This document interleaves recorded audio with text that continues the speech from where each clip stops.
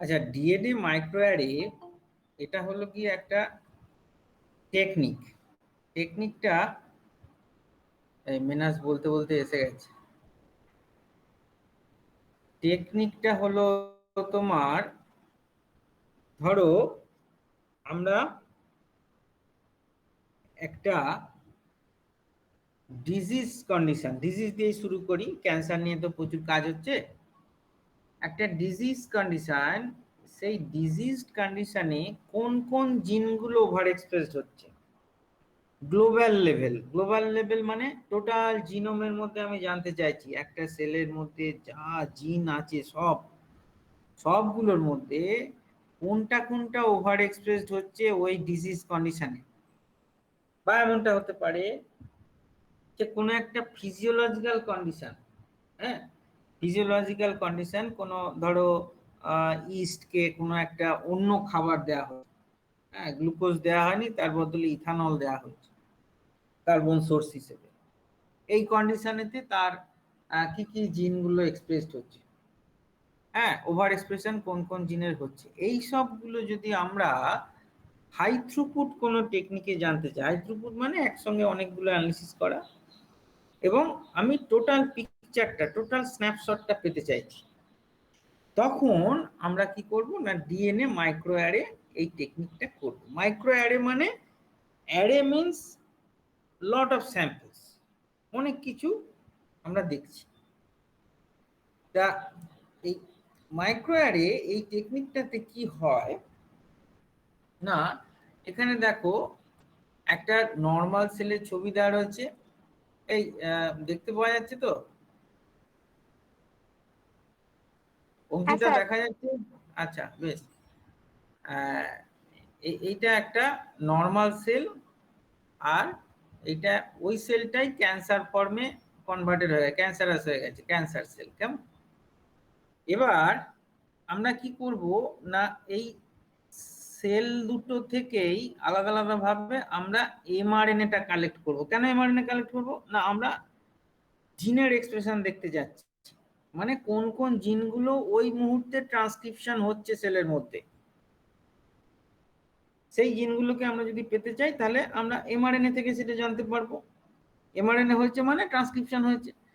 এবার ওই এমআরএনএ গুলোকে কালেক্ট করে reverse transcription, reverse transcriptase PCR, RT PCR যেটাকে বলে, তোরা আরটিপিসিআর এর সঙ্গে এখন মোটামুটি ভাবে পরিচিত হয়ে গেছিস, কারণ কোভিড টেস্টিং এর জন্য আরটিপিসিআরটার কথা তোরা খুব শুনেছিস। তা এই আরটিপিসিআর মানে প্রথম স্টেপটা হচ্ছে রিভার্স ট্রান্সক্রিপ্টেজ এনজাইম ব্যবহার করা হবে, যে কিনা এমআরএনএটাকে ডিএনএ তে কনভার্ট করবে, ঠিক আছে? এবং সেই যে ডিএনএটা তৈরি হবে, সেই ডিএনএ এর একটা পার্টিকুলার নাম আছে, সেই নামটা হলো সিডিএনএ বা কমপ্লিমেন্টারি ডিএনএ। কেমন? এমআরএনএ এর একটা কমপ্লিমেন্টারি ডিএনএ এখানে তৈরি হলো, এবং এই কমপ্লিমেন্টারি ডিএনএটা অ্যাম্পলিফাই করা হবে পিসিআর করে করে, সিগন্যালটা বাড়ানোর জন্য কমপ্লিমেন্টারি ডিএনএ কে অ্যাম্পলিফাই করা হলো। তাহলে যতগুলো ডিএনএ পিসিআর করে আমরা পেলাম সব কিন্তু cDNA, copy of that mRNA. যতগুলো এমআরএনএ এখানে আমরা পেয়েছি সেই এমআরএনএ গুলোর copy, just complementary sequence DNA তে কনভার্টেড হয়েছে। এবার আমরা কি করব, এই ডিএনএ গুলোকে ফ্লুরেসেন্ট লেবেল করব, ঠিক আছে? দুটোকেই আমরা ফ্লুরেসেন্ট লেবেল করলাম। দুটোকে আলাদা আলাদা ভাবে ফ্লুরেসেন্ট লেবেল করা হয়, যেটা ধরো তোমাকে আগে থাকতে জানতে হবে, যেটা ক্যান্সার বা ডিজিজ কন্ডিশনের সিডিএনএ, তাকে ধরো তুমি সাই 3 দিয়ে লেবেল করলে, হুম, আর আরেকটাকে তুমি করলে সাই 5 দিয়ে। সাই 5টা হচ্ছে রেড কালার, আর সাই 3টা হচ্ছে গ্রিন ফ্লুরেসেন্স, ঠিক আছে? এবার এইটুকুটা তোমার স্যাম্পল প্রিপারেশন হলো। আর অন্যদিকে কি করতে হবে না, এরকম রেডি মাইক্রোঅ্যারে চিপ পাওয়া যায়, এগুলোকে চিপ বলা হয়। এই চিপটার জন্য এই মাইক্রোঅ্যারে টেকনিকটাকে অনেক সময় চিপও বলা হয়, সিএইচআইপি চিপ। তা এই চিপেতে কি করা হয়, যতগুলো মানে চিপটা অ্যাকচুয়ালি গ্লাস স্লাইড, কেমন? ওই যে সেলটা, এই সেলটার যত প্রোটিন কোডিং জিন আছে তাদের প্রত্যেকের কপি আলাদা আলাদা হবে। এক একটা স্পট মানে কিন্তু এক একটা জিন। এখানে ওয়েল সিস্টেম করা আছে, তো ওয়েলের মধ্যে প্রত্যেক কটা জিনকে তোমার অ্যাটাচ করে দিতে হয় আলাদা আলাদা হবে, এক একটা ওয়েলে এক একটা জিন থাকবে। তারপর কি হবে না, এই যে স্যাম্পল আমার লেবেল করা স্যাম্পলটা এই পুরো প্লেটটার উপর অ্যাড করে আমি ইনকিউবেশনে দেব। ইনকিউবেশনে দেব কেন না, আমি হাইব্রিডাইজ করাতে চাইছি।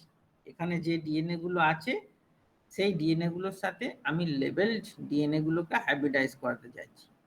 ঠিক আছে, হাইব্রিডাইজ করাতে চাইলে কি হবে না, একটা সার্টেন টেম্পারেচারে আমি যদি এটাকে ইনকিউবেট করি তাহলে পরে কি হবে না, ওই ডুপ্লেক্সটা খুলে যাবে। ডুপ্লেক্স খুলে গেলে আবার যদি আমরা অ্যানিল করতে দিই, অ্যানিল করতে দিলে পর আবার তারা সেই ডুপ্লেক্স গুলো ফর্ম করবে। সেই ডুপ্লেক্স ফর্মেশনের সময়তে এইগুলো ওখানে হাইব্রিডাইজ করে যাবে, এই সিডিএনএ গুলো এখানে কমপ্লিমেন্টারি সিকোয়েন্সে হাইব্রিডাইজ করে যাবে। যার যেটা কমপ্লিমেন্টারি সিকোয়েন্স, যে এমআরএনএটার বা যে সিডিএনএটার কমপ্লিমেন্টারি সিকোয়েন্স যেখানে পাবে সেখানেই সে করবে, বাকি কোনো স্পটেতে করবে না। ঠিক আছে, এটাই হচ্ছে ফান্ডামেন্টাল। একটা পার্টিকুলার সিডিএনএ একটা পার্টিকুলার স্পটেতেই কিন্তু হাইব্রিডাইজ করে, বাকিগুলোতে করবে না। ঠিক আছে, তাহলে এইভাবে অনেকগুলো সিডিএনএ, অনেকগুলো জিনের সিডিএনএ, সেই সিডিএনএ তাহলে রেসপেক্টিভ জিনের সঙ্গে হাইব্রিডাইজ করলো, হাইব্রিডাইজ করে তারা এই স্পটের মধ্যে রইলো। এবার আমি যদি ওয়াশিং স্টেপ থরলি ওয়াশ করে দিই, ওয়াশ করার পর আমি যদি লেজার দিয়ে স্ক্যান করি, লেজার কেন দিচ্ছি না, আমি প্রত্যেক কটা স্পটকে দেখতে চাইছি যে কি কালারের ফ্লোরেসেন্স ওরা এমিট করছে। ঠিক আছে, তাহলে লেজার দিয়ে স্ক্যান করলে পর আমরা দেখতে পাবো যে কিছু কিছু স্পট গ্রিন কালারের হয়েছে, কিছু কিছু স্পট রেড কালারের হয়েছে, কিছু কিছু স্পট হয়েছে তোমার ইয়েলো কালারের। ঠিক আছে, এইখানে পুরো এটা একটা একদম সিম্পল মেথডোলজি। এক মিনিট, কেউ একজন এসছে, সন্দীপ। আচ্ছা, তো এখানে আমরা ভিডিওটাতে যাওয়ার আগে, হ্যাঁ এখানে দেখ, এই যে সিডিএনএ যেটা রেড কালার করা হয়েছে আর সিডিএনএ যেটা গ্রিন কালার করা হয়েছে, দুটোকে মিক্স করা হচ্ছে। মিক্স করে আমরা এই মাইক্রোঅ্যারে চিপের মধ্যে ইনকিউবেট করলাম। ঠিক আছে, ইনকিউবেট করলে পর ওয়াশিং স্টেপের পর আমরা দেখতে পাচ্ছি গ্রিন কালারের স্পট হয়েছে, ইয়েলো কালারের স্পট হয়েছে আর রেড কালারের স্পট হয়েছে। এরকম তিনটা কালার কেন না, গ্রিন কালারের স্পটটার মানে হচ্ছে এই পার্টিকুলার জিনটা, যে স্পটটাতে গ্রিন কালার হয়েছে সেই পার্টিকুলার জিনটা শুধুমাত্র এই ইস্ট সেলটার মধ্যেই এক্সপ্রেস করেছে। মানে কি, এখানে দুটো ইস্ট সেল ব্যবহার করা হয়েছে, একটা ইস্ট সেলকে গ্লুকোজ রিচ মিডিয়ামে গ্রো করানো হয়েছে আর একটা ইস্ট সেলকে গ্রো করানো হয়েছে ইথানল মিডিয়ামে, গ্লুকোজ দেওয়াই নেই ওখানে। ঠিক আছে, এটা আরেকটু ডিটেলসে আমি পরে বলছি, আরেকটা ছবি আছে সেটা পরে বলছি। দিয়ে এবার কি করা হচ্ছে না, এই গ্লুকোজ রিচ কন্ডিশনে যে সমস্ত জিনগুলো এক্সপ্রেস করছে তাদের এমআরএনএ নিয়ে সেখান থেকে সিডিএনএটাকে লেবেল করা হয়েছে সাই3 দিয়ে, এখানে লিখে দেওয়া আছে সাই3। এবার আর অন্যদিকে যে ইস্ট সেলগুলোকে ইথানলের প্রেজেন্সে গ্রো করানো হয়েছে তারা তাহলে কোন কোন জিন এক্সপ্রেস করিয়েছে তার এমআরএনএ এবং সেখান থেকে সিডিএনএ নিয়ে আমরা দুটোকে মিক্স করে দিয়েছি। মিক্স করে দিয়ে ইনকিউবেট করার পর আমরা এই স্পটগুলো পেলাম। তাহলে গ্রিন স্পটটার মানে হচ্ছে যে গ্লুকোজের প্রেজেন্সে এই জিনগুলো এক্সপ্রেসড হচ্ছে, এই একটা, আবার এই রোতে আর একটা, কেমন, আবার এখানে একটা, এই পার্টিকুলার জিনগুলো এক্সপ্রেস করেছে in presence of glucose only. আচ্ছা, এই রেড কালারের যে সমস্ত জিনগুলো রেড কালার স্পট নিয়েছে সেই সমস্ত জিনগুলো এই ইথানলের প্রেজেন্সে, মানে ইথানলকে কার্বন সোর্স হিসেবে ইউটিলাইজ করার জন্য এই জিনগুলোকে এক্সপ্রেস করাতে হয়েছে, সেই জন্য এই লাল লাল হয়েছে ওই জিনগুলো। আর এই ইয়েলো কালারের স্পটটার মানে হচ্ছে যে এটা মোটামুটি ভাবে ধরা যায় হাউসকিপিং জিন। কেন না, দুটো ক্ষেত্রেই এই জিনটাকে এক্সপ্রেস করতে হচ্ছে। গ্লুকোজ থাকলেও এক্সপ্রেস করছে, ইথানল থাকলেও এক্সপ্রেস করছে। ঠিক আছে, so it may be housekeeping জিন। তাহলে এই কয়েকটা তোমার ইয়েলো কালার গুলোর মানে হচ্ছে যে দুটো কন্ডিশনেই এই জিনগুলো এক্সপ্রেস করছে। কেমন? তাহলে এইভাবে আমরা পেয়ে গেলাম যে দুটো কন্ডিশনে আলাদা আলাদা কোন কোন জিন এক্সপ্রেস করছে। ঠিক আছে, এটাকে ফার্দার যদি স্টাডি করতে হয় তাহলে মাইক্রোঅ্যারে চিপগুলো তোমার এই রকম ছবি উঠবে। এখানে যে ছবিটা দেওয়া রয়েছে, এই এত এত স্পট খুব স্বাভাবিকভাবেই চোখে দেখে এটা করা সম্ভব নয়। কেন করা সম্ভব নয়? শুধু ইস্টের জিনোমের ক্ষেত্রেই যদি আমরা ভাবি তাহলে পরে দেখো সংখ্যাটা আমি এখানে লিখেছি 6200। 6200 প্রোটিন কোডিং জিনকে এখানে স্পট করা হয়েছে আলাদা আলাদা ভাবে। প্রত্যেক কটা জিন আলাদা আলাদা ওয়েলে রয়েছে 6200। তো 6200-র মধ্যে কোনটা কে এক্সপ্রেস করছে চোখে দেখা সম্ভব নয়, তার জন্য মেশিন আছে। সেই মেশিনে এটা রিড করতে হবে। রিড করার পর এইখানেতে তোমার ইস্টের গ্রোথের একটা কার্ভ দেওয়া রয়েছে। কার্ভটা কি ব্যাপারটা বলছে না, এই যে সবুজ রঙের যে কার্ভটা, এই কার্ভটা বলতে চাইছে যে ইস্ট সেলগুলো প্রথমে এই সংখ্যায় ছিল। এই এক্স অ্যাক্সিসে হচ্ছে time, 0 day, 5 day, 10 day, 15 day এইভাবে দেখানো হয়েছে। আর ইস্টগুলোর সংখ্যা এইভাবে বেড়েছে, বেড়ে একটা 5 দিনের পর থেকে সেটা হয় কমছে আস্তে আস্তে। ঠিক আছে, আর সঙ্গে সঙ্গে মিডিয়ামে গ্লুকোজের কনসেন্ট্রেশন এবং ইথানলের কনসেন্ট্রেশনটা তারা স্টাডি করেছে। ইস্ট করে কি, মিডিয়ামের মধ্যে গ্লুকোজ পেলেই তাকে আগে ফার্মেন্ট করে দেয়। ঠিক আছে, মানে অ্যানারোবিক রেসপিরেশন করে ও কিন্তু ওখান থেকে এনার্জি এক্সট্রাক্ট করে নিল। আবার কে এলো রে? সৌরভ, এতক্ষণে খেয়াল হয়েছে। আচ্ছা বেশ, দিয়ে গ্লুকোজটা যখন ফার্মেন্ট করছে, গ্লুকোজটাকে ফার্মেন্ট করলে তাহলে ইথানল তৈরি হলো। এই দেখো গ্লুকোজটা একদিনের মধ্যেই, কয়েক ঘন্টার মধ্যেই গ্লুকোজটা অ্যাকচুয়ালি ফল করে যায়, তার বদলে ইথানল তৈরি হয় মিডিয়ামের মধ্যে। এটা নর্মাল। আমি তো এক্সপেরিমেন্টটা করেছি, তোমার একটা ইস্টকে গ্রো করেছি পুরো গ্লুকোজে, আর একটা ইস্টকে গ্রো করেছি তোমার ইথানলের মধ্যে, গ্লুকোজ দিইনি। নর্মালি কি হয়, নর্মালি ইথানল তৈরি হয়ে যায়। এবার এই ইথানলটাকে ওরা এরোবিক রেসপিরেশন করে সেখান থেকে এনার্জি ইউটিলাইজ করে এবং ওদের সংখ্যাটা বাড়ে, এবং আলটিমেটলি ইথানলটা যখন এক্সস্টেড হয়ে যায় তখন সেলগুলোর সংখ্যা আস্তে আস্তে কমতে থাকে, কারণ সেলগুলো আস্তে আস্তে মরতে থাকে ডিউ টু স্টারভেশন, কারণ আর কোনো তো কার্বন সোর্স নেই, ইথানল এক্সস্টেড হয়ে গেছে। ঠিক আছে, তো এইটা হচ্ছে ওর নর্মাল কন্ডিশন। এই নর্মাল কন্ডিশনটা এটা হয় দেখেই সায়েন্টিস্টদের তখন প্রশ্ন এলো যে তাহলে প্রথমে যখন গ্লুকোজটা ইউটিলাইজ করছে তখন কোন কোন জিন এক্সপ্রেস করছে, আর যখন ইথানল এক্সপ্রেস করছে তখন কোন কোন জিন এক্সপ্রেস করছে। এবার মাইক্রোঅ্যারে ডেটাটাকে এইভাবে প্লট করা হয়। ঠিক আছে, মেশিনে সফটওয়্যার আছে, সফটওয়্যারে এইভাবে প্লট করলো। এই যে এক একটা লম্বা এই যে দাগ, এই লম্বা দাগটা রিপ্রেজেন্ট করছে একটা জিনকে। কেমন, মানে এই যে প্রত্যেক কটা স্পট থেকে ওরা ডেটা কালেক্ট করে তাকে এইভাবে প্লট করেছে। এবং এই গ্রাফটার কি হচ্ছে যে এই রেড কালার মানে হচ্ছে সেটা হাইলি ইনডিউসড, ব্ল্যাক কালার মানে হচ্ছে মিডিয়াম ইনডিউসড, আর গ্রিন কালার মানে হচ্ছে রিপ্রেসড, ওই জিনটা কাজ করছে না। ঠিক আছে, তাহলে দেখো এই সিআইটি, অ্যাকো, আইডিএইচ মানে কোনো ডিহাইড্রোজিনেজ, হ্যাঁ, কেজিডি, এই সমস্ত জিনগুলোকে ওরা বলেছে। কেমন, এটা ডিহাইড্রোজিনেজ, এতগুলো ডিহাইড্রোজিনেজ এনজাইম 1 2 3 4, হ্যাঁ, ফিউমারেজ এনজাইম, এইসব নানা রকম আছে। তো এইগুলোকে কিন্তু এই লম্বা লম্বা এই হরাইজন্টাল লাইনগুলো দিয়ে এক্সপ্রেস করা হয়েছে। আর এখানে প্লট করা হয়েছে যে কখন কখন কোন জিনটা এক্সপ্রেসড হচ্ছে। ঠিক আছে, ইনডিউসড হচ্ছে। দেখো এই শুরুতে যদি সিআইটি 1 এর কথাই আমরা ভাবি যে 2 ঘন্টায় এটার কোনো এক্সপ্রেশন ছিল না, 4 ঘন্টায় সামান্য একটু এক্সপ্রেশন হয়েছে, 6 ঘন্টার পর থেকে 12 ঘন্টা পর্যন্ত হাইলি এক্সপ্রেসড কন্ডিশনে ছিল, হাইলি ইনডিউসড। প্রচুর এই প্রোটিনটা তৈরি হয়েছে। তারপর আস্তে আস্তে ওর এক্সপ্রেশন লেভেল কমতে থেকেছে এবং পরে খুবই কমে গেছে।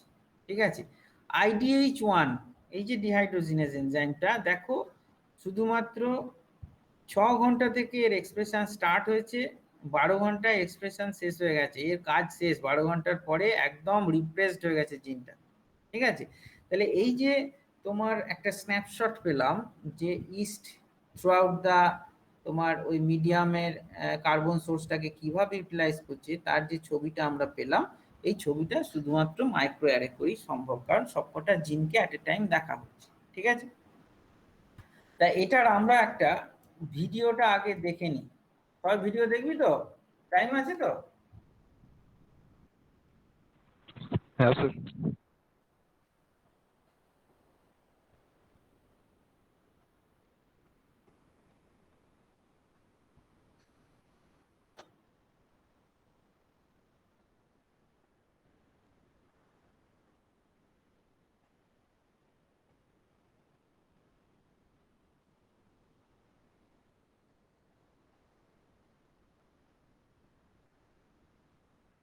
This animation will demonstrate how DNA microarray experiments are performed.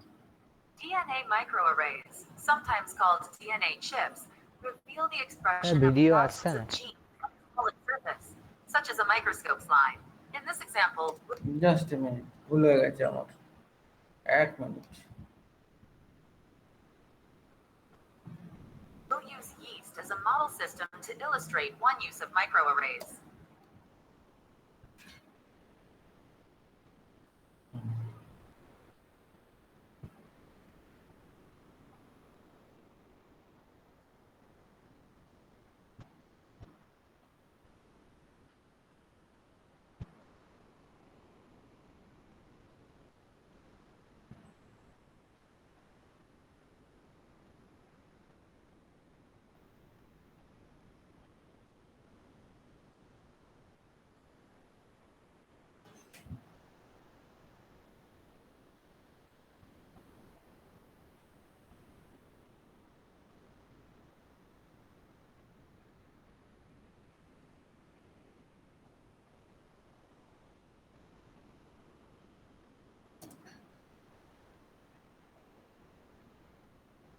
This animation will demonstrate how DNA microarray experiments are performed. কি হলো, বাড়ি গেল তো? DNA microarrays, sometimes called DNA chips, reveal the দেখা expression যাচ্ছে of তো? thousands of genes on a হ্যাঁ, sir. solid surface, such as a microscope slide. In this example, we'll use yeast as a model system to illustrate one use of microarrays. One common use of microarrays is to determine which genes are activated and which are repressed when two populations of cells are compared. Every gene is measured simultaneously. As an example, we'll compare what happens to yeast genes when cells are grown in aerobic versus anaerobic conditions. The cells grow and adjust which genes need to be activated or repressed in order to survive. Now it is time to isolate the mRNA from both populations of cells. The cells are spun in a centrifuge. Now that the cells have gathered in pellets, we remove the liquid, but not the cells. Next, it is time to extract the mRNA from the cells. When we add the extraction buffer, the mRNA is released into the solution. Next, we remove the RNA and place it in a fresh tube. Now, let's make the cDNA from the mRNA. Here we see 3 of the many mRNA molecules from each tube of cells. Each mRNA is converted into red or green colored cDNA. When the colored cDNA is made, the mRNA degrades. Then we combine the red and green cDNA, mixing both colors into a single tube. At last, it's time to look at the DNA microarray. In our experiment, a microarray or DNA chip contains about 6,000 spots. Each spot is a different yeast coding sequence from a different gene. Let's choose 3 spots at random to follow in detail. Each spot is made of DNA that can base pair with its complementary cDNA. Here are partial sequences from each of the 3 spots we are observing. Now, let's incubate the mixed cDNA with the DNA chip. For the sake of our example, we'll zoom in and show that some of the labeled cDNA have bound to the DNA in the spots and formed base pairings. Here we see green and red cDNA bound to this spot. Only red cDNA is bound to this spot. And only green cDNA bound to this other spot. In a real experiment, you would not see any of this detail. You would only see the original microarray. Now we must wash off the unbound cDNA to see what is bound to the microarray. Let's detect the bound cDNA so it can be visualized. We begin by placing the microscope slide containing the microarray inside a scanner. We'll examine the next phase of the process, keeping our focus on the 3 spots we've been following. First, a green laser scans the microarray. The resulting image is stored on a computer for later analysis. Now it's time for the red laser. This image is also stored on a computer for later analysis. Now, we move to the analysis phase. After we eject and safely store the microscope slide, we retrieve the red and green images from the computer and create a merged visualization. In the merged image, we see an aerobic gene labeled in green, an anaerobic gene labeled in red, and a gene labeled in yellow that was expressed in both aerobic and anaerobic conditions. This is one example of how DNA microarrays are used. In an actual experiment, quantitative analysis would be conducted on all 6,000 genes.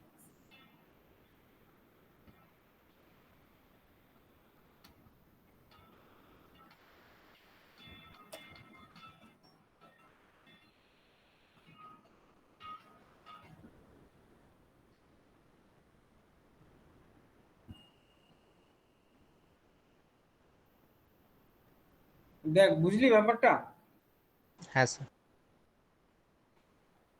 Victor, দেখলি? হ্যাঁ sir. মোটামুটি ভাবে ধরতে পারিস যে এখন বোধহয় আইআইসিবি তে মাইক্রো অ্যারে হচ্ছে, আমি জানি না, আমরা যখন কাজ করেছি তখন মাইক্রো অ্যারে স্বপ্ন ছিল একটা। তখন এমআইআরএনএ, এসআইআরএনএ এইসব দিয়ে আমি করিনি, তবে আমাদের বন্ধু বান্ধবরা করেছে, তোমার জিন এক্সপ্রেশনকে সাইলেন্ট করেছে আর কি, সেই সবগুলো নিজে হাতে করা যেত। কিন্তু এখন বোধহয় মাইক্রো অ্যারেটা করা যায় ওখানে। সো ইনস্টিটিউশনে যদি তোমরা রিসার্চ করতে ঢোকো, এই কাজগুলো নিজেরা হাতে করে করতে পারবে, এটা খুব ভালো। তো যাই হোক, তা আমরা এইভাবে জিনের এক্সপ্রেশনটা দেখতে পারি। হলো, এবার আমরা কি করব না, অ্যাপ্লিকেশনগুলো কোথায় কোথায় হয় সেইটা একটা স্লাইডে আমি দিয়ে রেখেছি। এটা যদি কোশ্চেন আসে যে অ্যাপ্লিকেশনস অফ মাইক্রো অ্যারে, এখানে দেখো লেখাই আছে যে for comparison of 2 conditions, cell lines treated with or without a drug, এটা একটা হতে পারে, একটা ড্রাগের এফেক্ট, যেটাকে সেল কিভাবে হ্যান্ডেল করছে, কোন কোন জিনকে এক্সপ্রেস করছে, সেটা যদি আমরা দেখতে চাই তাহলে পরে মাইক্রো অ্যারে করতে পারি। আচ্ছা, দ্বিতীয় হচ্ছে যে comparison across multiple conditions, analysing gene expression in 100 cell lines from normal and diseased individuals. যদি আমরা মানে সিরিজ অফ তোমার কন্ডিশনগুলোকে দেখতে চাই, একটা ধরো ক্যান্সারের সেল প্রগনোসিস হচ্ছে, প্রগনোসিস মানে ধরো কারোর ব্রেস্ট ক্যান্সার হচ্ছে, এবার সেই ব্রেস্ট ক্যান্সার পেশেন্টকে কেমোথেরাপি দেওয়া হচ্ছে, কেমোথেরাপি দিলে পর কেমোথেরাপির পরে পেশেন্টের প্রগনোসিসটা কি হচ্ছে, মানে সে পেশেন্ট কি আদৌ কেমোথেরাপিতে ইমপ্রুভ করছে নাকি তার অন্য জিন এক্সপ্রেশন শুরু হয়ে গেছে। ইস্ট্রোজেন রিসেপ্টরগুলো, ব্রেস্ট ক্যান্সারের ক্ষেত্রে ইস্ট্রোজেন রিসেপ্টরের গুরুত্বটা দেখতে হয়। তো ইস্ট্রোজেন রিসেপ্টর এক্সপ্রেস করছে কি করছে না, এই সবগুলো সমস্ত যদি স্টাডি করতে হয় তাহলে পরে তোমাকে মাইক্রো অ্যারে করতে হবে, এবং এটা মাইক্রো অ্যারে স্টাডি করে কিন্তু অনেক সময়তে কেমোথেরাপি ট্রিটমেন্টগুলো করা হয়, যে আদৌ পেশেন্ট কোনো রকম রেসপন্স করছে কিনা ওই কেমোথেরাপিতে, এটা একটা হতে পারে। আর changes in gene expression that occur during wide variety of biological events, হ্যাঁ, সেল ডিভিশনের সময়তে কি হয় এটা যদি কেউ দেখতে চায় সে মাইক্রো অ্যারে করতে পারে। It is even possible to study diversity of RNAs being produced by single tumor cell, একটা টিউমার সেল কত রকমের সিডিএনএ করছে, মানে কত রকমের জিন এক্সপ্রেশন করছে, এটা যদি দেখতে হয় সেটাও করা যেতে পারে। তবে হ্যাঁ, এর কিন্তু একটা ড্রব্যাক আছে। ড্রব্যাকটা হচ্ছে এই মাইক্রোঅ্যারে প্রসেসটা এতটা কমপ্লিকেটেড, এর কিছু এরার এসে যায়, অনেক সময় কি এরার এসে যায়, এবং সেই এরার গুলো তোমাকে নালিফাই করতে হবে, বেশ কিছু তার জন্য স্টাডি করতে হবে, হ্যাঁ, সাপোর্টিং ডেটা দিয়ে ওটাকে সাপোর্ট করতে হবে, যে বিভিন্ন লিটারেচারে কি বলছে, এই জিনটা আদৌ এক্সপ্রেস হচ্ছে কি নাকি ফলস সিগন্যাল, হ্যাঁ, এইগুলো থাকতে পারে। সেই জন্য অনেক ক্ষেত্রে কি হয়, মাইক্রোঅ্যারে এই এক্সপেরিমেন্টটাকে অনেক সময়তেই রিপ্রোডিউসেবল করা যায় না, মানে একই একটা তুমি একটা সেট অফ জিন এক্সপ্রেস করেছে বলে তুমি দাবি করলে, তারপর আবার নতুন করে সমস্ত সেলগুলোকে নিয়ে ট্রিটমেন্ট করলে, করে তারপর মাইক্রোঅ্যারে করলে দেখলে যে অন্য কিছু সেট অফ নতুন জিনকে তুমি দেখতে পাচ্ছ, এরকমটা হতে পারে কিন্তু। সো এটা কিন্তু খুব একটা রিপ্রোডিউসেবল টেকনিক নয়, ঠিক আছে, এই একটা ব্যাপার এখানে ড্রব্যাক হিসেবে আছে, সেটা আমি এখানে লিখিনি কারণ ওই ড্রব্যাকটা এখনো খুব একটা কিন্তু এস্টাবলিশ নয়। আদারওয়াইজ ডিএনএ মাইক্রোঅ্যারে খুব একটা পপুলার টেকনিক বলতে পারো, যেহেতু হাই থ্রুপুট, মানে একসঙ্গে স্ন্যাপশটটা পেয়ে যাওয়া যায় যে কোন কোন জিন এক্সপ্রেসড হচ্ছে। আর এটার সাথে সাথেই পরবর্তীকালে একটা টেকনিক ডেভেলপ করেছে যে আরএনএ সিকোয়েন্সিং, মানে নেক্সট জেনারেশন সিকোয়েন্সিং টেকনিকটা আমাদের হাতে যখন এসে গেল, তখন এই মাইক্রোঅ্যারে করার থেকে অনেক রিসার্চার প্রেফার করলো যে আমি তো সিডিএনএ তৈরি করছি, তাহলে সেই সিডিএনএ গুলোকে নিয়ে যদি নেক্সট জেন সিকোয়েন্সিং করে দেওয়া যায়, তাহলে পরে সিডিএনএ গুলো আমি ডাইরেক্ট সিকোয়েন্স পেয়ে গেলাম। সিকোয়েন্স পেলে এবার ডেটাবেস সার্চ করে আমি দেখে নিলাম ওটা কোন কোন জিন, এটা একটা মানে স্ট্র্যাটেজি হতে পারে। তো আরএনএ সিকোয়েন্সিং কিন্তু ইকুয়ালি পপুলার, মানে যাদের ফান্ড পারমিট করে তারা মাইক্রোঅ্যারের বদলে আরএনএ সিকোয়েন্সিং করে দেখে নেয় যে কোন কোন জিন এক্সপ্রেস হচ্ছে, মানে প্রত্যেক কটা সিডিএনএ কে সিকোয়েন্স করে দেখে নিল যে এই জিন এক্সপ্রেস করেছে, বাস, এটা একটা স্ট্র্যাটেজি হতে পারে। এই অবধি মোটামুটি ভাবে প্রোটিন কোডিং জিনগুলোর এক্সপ্রেশনের ব্যাপারটা মাইক্রোঅ্যারে দিয়ে আমরা করতে পারি। কিন্তু ধরা যাক কেউ একজন কাজ করতে গিয়ে তোমরা নতুন একটা কোনো ট্রান্সক্রিপশন ফ্যাক্টরকে খুঁজে পেয়েছো, ট্রান্সক্রিপশন ফ্যাক্টর সেটা কোনো একটা পার্টিকুলার সময়তে এক্সপ্রেসড হচ্ছে টু রেগুলেট সাম জিনস, তুমি জানো না কোন কোন জিনকে ও রেগুলেট করে, বা জিনোমের কোথায় কোথায় ও বসে, জিনোমের কোথায় কোন কোন সিকোয়েন্সের সঙ্গে ও অ্যাকচুয়ালি বাইন্ড করে, সেগুলো তোমার জানা নেই, সেক্ষেত্রে কিন্তু মাইক্রোঅ্যারে দিয়ে গল্পটা হবে না, তার সঙ্গে আরেকটু কিছু অ্যাড করতে হবে। সেই অ্যাডিশনটা হচ্ছে এই ক্রোম্যাটিন ইমিউনো প্রেসিপিটেশন। এটা আমি ইচ্ছা করেই মাইক্রোঅ্যারের সঙ্গে অ্যাড করে রেখেছি, কারণ শুধু মাইক্রোঅ্যারে দিয়ে অনেক ক্ষেত্রেই পুরোটা আনসার করা যায় না। এটা হচ্ছে যে তুমি এখানে দেখাচ্ছে যে এই ট্রান্সক্রিপশন ফ্যাক্টরগুলো সব একসঙ্গে কাজ করছে, কেমন, তা কোন ট্রান্সক্রিপশন ফ্যাক্টরটা কোথায় বাইন্ড করছে এটা জানা দরকার। তা ইন পার্টিকুলার দেখা গেল যে নতুন ট্রান্সক্রিপশন ফ্যাক্টর তুমি এইটা খুঁজে পেয়েছো, এই লাল রঙের ট্রান্সক্রিপশন ফ্যাক্টরটা এটা তুমি খুঁজে পেয়েছো, তাহলে কি হচ্ছে না, তুমি সেলটা যখন কাজ করছে এই সেল কালচারের মধ্যে, লাইভ সেল কালচারের মধ্যে তুমি ফর্মালডিহাইড দিয়ে সেলগুলোকে মেরে ফেললে, ট্রান্সক্রিপশন ফ্যাক্টর গুলোকে তুমি ক্রস লিঙ্ক করালে ডিএনএ এর সঙ্গে, করিয়ে isolate chromatin and shear it into fragments, chromatin গুলোকে তুমি আইসোলেট করলে, মানে ডিএনএ আইসোলেশন করলে পর সেগুলো চলে আসবে সলিউশনে, আর ক্রস লিঙ্ক করানো আছে মানে কেমিক্যাল ক্রস লিঙ্কিং করে তুমি এই প্রোটিনটা যেটা ট্রান্সক্রিপশন ফ্যাক্টর তার সঙ্গে ডিএনএ এর বাইন্ডিংটাকে কোভ্যালেন্ট করে দিয়েছো, মানে ওটা এখন আছে। এবার তুমি কি করেছো, যেহেতু ট্রান্সক্রিপশন ফ্যাক্টরটা তুমি আইসোলেট করতে পেরেছো আগেই, তাহলে এর এগেনস্টে অ্যান্টিবডি ডেভেলপ করেছো তুমি, র্যাবিটে হোক বা যেভাবেই হোক তুমি অ্যান্টিবডি ডেভেলপ করেছো। এবার কি করলে না, এই যে টোটাল যে তোমার ডিএনএ ফ্র্যাগমেন্টগুলো পেয়েছো associated with the transcription factors, তাদের তুমি ইনকিউবেট করলে with antibody that binds to the transcription factor of interest, ঠিক আছে, এর এগেনস্টে তুমি অ্যান্টিবডি ডেভেলপ করেছো। তাহলে বাইন্ড করলে কি হবে না, ইমিউনোপ্রেসিপিটেশন টেকনিকটা যদি তুমি অ্যাপ্লাই করো তাহলে পরে ডিএনএ সমেত ট্রান্সক্রিপশন ফ্যাক্টরটা প্রেসিপিটেশন পড়ে গেল, বাদ বাকি সমস্তটা কিন্তু সলিউশনে থাকবে। যত আদার্স ট্রান্সক্রিপশন ফ্যাক্টর তার সঙ্গে ডিএনএ ফ্র্যাগমেন্ট সহ পুরোটা ক্রোম্যাটিন ফ্র্যাগমেন্টস গুলো তোমার রয়েছে সলিউশন, আর এটা প্রেসিপিটেট হিসেবে আছে। এবার কি করলে তুমি না, রিভার্স ক্রস লিঙ্ক করালে, মানে এই ট্রান্সক্রিপশন ফ্যাক্টরটাকে রিমুভ করে দিলে, প্রেসিপিটেটটা তুমি ওয়াশ আউট করে নিলে, নিয়ে রিভার্স ক্রস লিঙ্ক করিয়ে তুমি এই ট্রান্সক্রিপশন ফ্যাক্টরটাকে খুলে দিলে, খুলে এবার ডিএনএটাকে অ্যাম্পলিফাই করালে, অ্যাম্পলিফাই করিয়ে তুমি এটা যদি নেক্সট জেন সিকোয়েন্সিং করে দেখে নিতে চাও এটা করতে পারো। তাকে বলা হয় চিপ সিকোয়েন্স।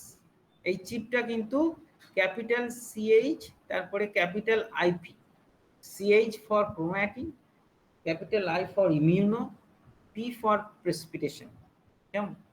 তাহলে ChIP sequence, next gen sequencing করে তুমি দেখে নিলে যে জিনোমের মধ্যে কোন কোন সিকোয়েন্সে কোন কোন ফ্র্যাগমেন্টে তুমি এই ট্রান্সক্রিপশন ফ্যাক্টরটাকে বাইন্ড করতে দেখলে, দ্যাট মিন্স ওই সিকোয়েন্সগুলোতে বাইন্ড করে ডাউনস্ট্রিম হোক, বেশিরভাগ ক্ষেত্রে ডাউনস্ট্রিম ইউক্যারিওটিক সিস্টেম হলে পরে ডাউনস্ট্রিম জিনগুলোকে সে রেগুলেট করে, ঠিক আছে?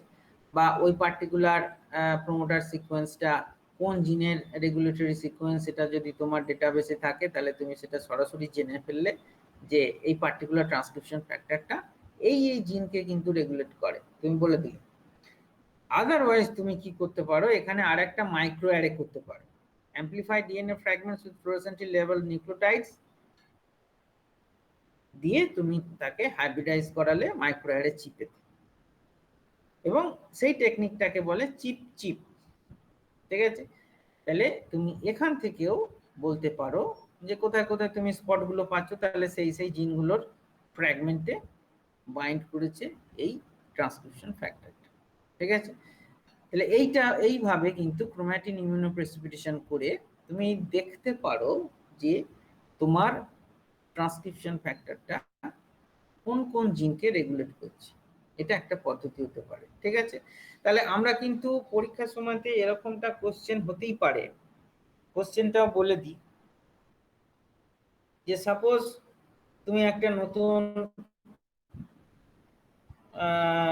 ট্রান্সক্রিপশন ফ্যাক্টর আবিষ্কার করেছো, এবার এই ট্রান্সক্রিপশন ফ্যাক্টরটা কোন কোন জিনকে রেগুলেট করছে এটা জানার জন্য তুমি কোন টেকনিক অ্যাপ্লাই করবে।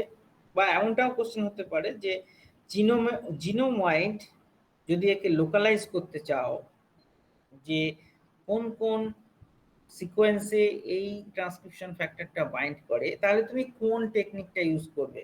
টেকনিকটার নাম বলার জন্য 1 নম্বর, আর টেকনিকটাকে ডিসক্রাইব করার জন্য 4 নম্বর। এটা এইভাবে কিন্তু একটা কোয়েশ্চেন আসতে পারে, ঠিক আছে? বা অন্যভাবে মাইক্রো অ্যারে দিয়েও আমরা একটা কোয়েশ্চেন করতে পারি যে তুমি একটা ডিজিজ কন্ডিশনেতে বা একটা পার্টিকুলার ফিজিওলজিক্যাল কন্ডিশন বলে দেওয়া হলো, যেই কন্ডিশনেতে তুমি কোন কোন জিন এক্সপ্রেস করছে দেখতে চাইলে কোন টেকনিকটা ব্যবহার করবে, এবং সেই টেকনিকটা বলার জন্য তোমার 4 নম্বর। কেমন? এইরকম ভাবে দুটো কোয়েশ্চেনের যে কোনো একটা আসবে কিন্তু। হ্যাঁ, এইভাবে তোমরা লেখাটা রেডি রাখবে, তোমাদের খাতায় রেডি করে রাখবে যে কি কি ছবি আঁকবে আর কিভাবে কি লিখবে। এছাড়াও আসতে পারে যে মাইক্রো অ্যারের অ্যাপ্লিকেশনটা কি হতে পারে। আচ্ছা, ক্রোম্যাটিন ইমিউনোপ্রেসিপিটেশন আর মাইক্রো অ্যারে এদের মধ্যে ডিফারেন্সটা তাহলে কি হলো না, ক্রোম্যাটিন ইমিউনোপ্রেসিপিটেশনে তোমার একটা ট্রান্সক্রিপশন ফ্যাক্টর সে কোথায় বাইন্ড করছে সেইটা দেখার চেষ্টা করা হচ্ছে, তাহলে কিন্তু শুধুমাত্র প্রোটিন কোডিং জিনগুলোকে বা প্রোটিন কোডিং ডিএনএ সিকোয়েন্সগুলোকে মাইক্রো অ্যারেতে স্পট দিলে হবে না, ঠিক আছে? তার জন্য কি হতে পারে না, স্পটস কন্টেনিং নন ইন্টারজেনিক ডিএনএ, ঠিক আছে? ইন্টারজেনিক দুটো জিনের মাঝখানে মানে ট্রান্সক্রিপশন ফ্যাক্টর বসছে মানে সে কিন্তু জিনের মধ্যে গিয়ে বসে পড়বে না, জিনের পাশে তাকে বসতে হবে বা আপস্ট্রিম বেশ কিছুটা দূরে তাকে বসতে হতে পারে। তাহলে সেই ইন্টারজেনিক সিকোয়েন্স গুলো কিন্তু এখানে স্পট করা হবে। এইটা একটা ডিফারেন্স তোমার নর্মাল মাইক্রোঅ্যারের থেকে চিপের চিপ যে টেকনিক তার মধ্যে কিন্তু ডিফারেন্সটা হচ্ছে যে এখানে ইন্টারজেনিক সিকোয়েন্সটা ব্যবহার করা হচ্ছে, হোয়ারাস মাইক্রোঅ্যারেতে কিন্তু প্রোটিন কোডিং জিনের সিকোয়েন্সটা ব্যবহার করা হয়েছে। ঠিক আছে, এইটা বেসিক ডিফারেন্স দুটো টেকনিকের মধ্যে। ঠিক আছে, এই ডিফারেন্সটাও জানতে চাওয়া হতে পারে। এইভাবে আমরা কোশ্চেনটা করতে পারি। ঠিক আছে, আর এছাড়া বিভিন্ন জায়গা থেকে তোমার এমসিকিউ গুলো আসতে পারে। এই এমন কিছু পড়া নয়, 11টা মাত্র স্লাইড, আর হচ্ছে তোমার ওই যে স্টাডি মেটেরিয়ালটা পিডিএফ তোমাদের পাঠিয়েছি সেটা হচ্ছে কার্পের বই থেকে নেওয়া। পেভসনারের বইতে বায়ো ইনফরমেটিক্সের পার্টটাই বেশি হয়ে গেছে, মানে how to analyse the data অতটা আমাদের হাতে করে আজকাল আর করতে হয় না, কেননা পুরোটাই সফটওয়্যারে করে দেয় এবং যে কোনো একটা ব্লাস্ট বা ওইসব অ্যালাইনমেন্ট করলে পর আমরা ওই ডেটাটা পেয়ে যেতে পারি। তো অতটা ডিটেলস না, আমাদের টেকনিকটা ডিটেলসে জানাটা দরকার, সেই জন্য আমি কার্পের বইয়ের একটা কপি দিয়েছি। ঠিক আছে, হ্যাঁ স্যার, এবার সোজা হ্যাঁ হয়ে বল। গেছে ওটা। হ্যাঁ কি হলো? হ্যাঁ বলছিলাম ওটা এখন সোজা হয়ে গেছে, পুরো কম্পিউটারাইজড। আমি কদিন আগে একটা কোর্স করলাম তাই বলছিলাম। ওখানে দেখেছিস তুই মাইক্রোঅ্যারেটা? হ্যাঁ হ্যাঁ, মাইক্রো অ্যারে না, মানে ওই কি এখন ডেটা অ্যানালাইসিসটা কিভাবে করে। হুম হুম হুম। এখন ওর জন্য সফটওয়্যার বেরিয়ে গেছে, তোমাকে রেডি ডেটা দিয়ে দেবে হাতে। হ্যাঁ হ্যাঁ, মানে সফটওয়্যার মানে যে কোনো আপনি প্রোগ্রামিং ল্যাঙ্গুয়েজ ইউজ করে করতে পারেন। যে তো আমাদের বেসিকটা জানা থাকতে হবে, না হলে কি হয়, বেসিকটা জানার প্রয়োজনীয়তাটা বলি। বেসিকটা জানার প্রয়োজনীয়তাটা হচ্ছে যে তুমি যদি লজিকটা না জানো, তোমাকে সফটওয়্যার যে ডেটাটা দিচ্ছে সেইটা আদৌ ঠিক না ভুল সেটা তুমি কিন্তু ইভ্যালুয়েট করতে পারবে না।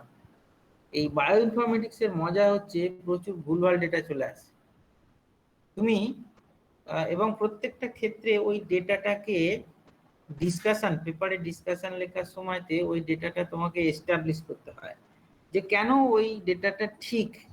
সেটা কিন্তু তোমাকে আদার্স সমস্ত লিটারেচার ঘেঁটে তোমাকে এস্টাবলিশ করতে হবে যে হ্যাঁ এই পার্টিকুলার জিনগুলো, যেমন ওই ইথানলকে যখন ইউটিলাইজ করা হচ্ছে, ইস্ট যখন ইথানলকে ইউটিলাইজ করছে খুব স্বাভাবিকভাবেই তখন কিন্তু টিসিএ সাইকেল এবং অক্সিডেটিভ ফসফোরাইলেশনের জন্য রিলেটেড যে সমস্ত জিন সেগুলো অবশ্যই এক্সপ্রেস করবে, এটা একটা লজিক। তো তার বাইরে বা সেই জিনগুলো হয়তো এক্সপ্রেস করছে না এরকমটা যদি তুমি ডেটা পাও, দ্যাট মিনস এটা এরানিয়াস হয়েছে। ঠিক আছে, মানে এইভাবে তোমাকে কিন্তু জিনিসটাকে এস্টাবলিশ করতে হবে। ঠিক আছে, তার জন্য বেসিকটা জানা তোমার ভীষণ জরুরি, এই জন্যই এটা পড়ানো। ঠিক আছে, এবার বলো কারোর কোথাও কোনো প্রশ্ন থাকলে বলো, আদারওয়াইজ টেকনিকটা সহজ।